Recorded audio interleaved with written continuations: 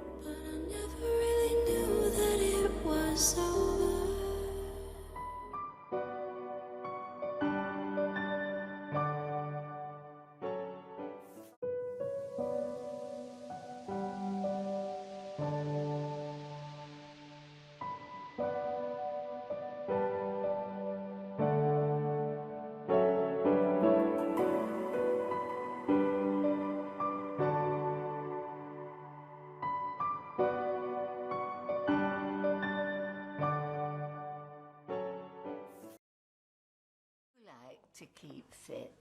Yeah, honestly.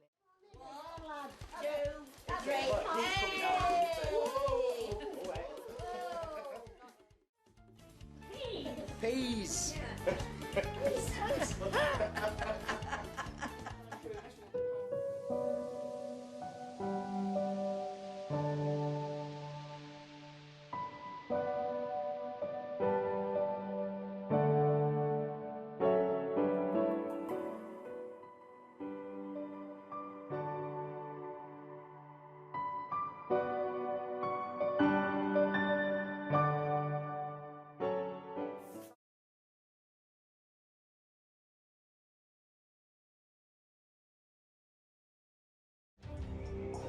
Inmates have a strict hierarchy for sex offenders, with rapists at the top, and the men who have molested small children at the bottom. They're known as chomos in jailhouse slang. Even in Fremont, there's nothing lower. When a sex offender comes in and they are a child molester, it is going to be a lot more difficult. So they're going to be the first ones that your other inmates try to come out and victimize. The instant they step into the cell house, the other inmates are looking at them, sizing them up, trying to determine what they're in here for, if they're going to be an easy mark, an easy victim, and see what they can get from that inmate.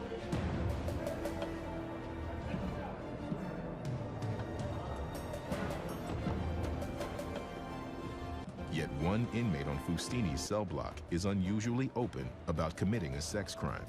Inmate Mendoza pretty much stays to himself. Even though he might not be the most muscular or the youngest or the biggest guy around, they know him. He's established himself. So if he stays to himself, stays out of the mix, and he doesn't cause trouble for other inmates, they'll pretty much leave him alone.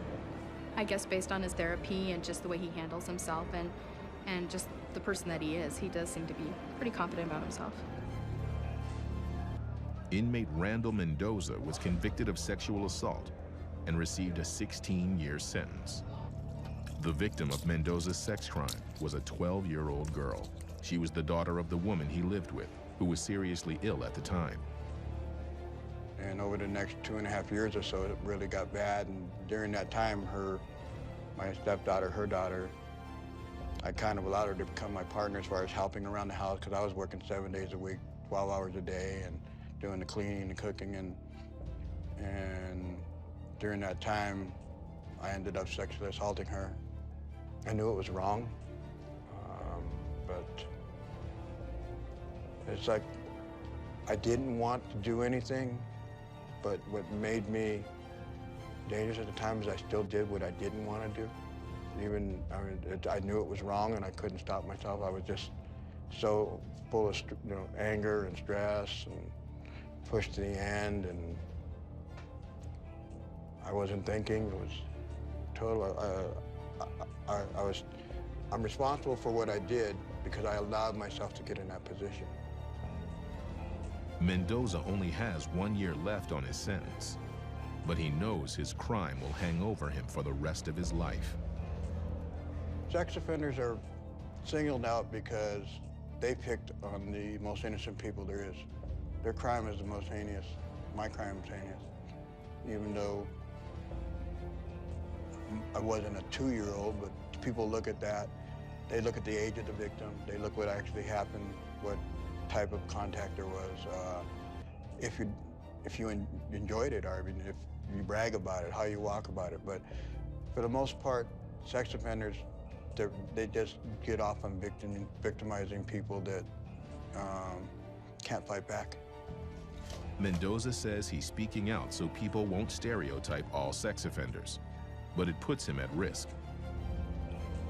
People in here really care about, they might be convicts or inmates or offenders, but they all have children.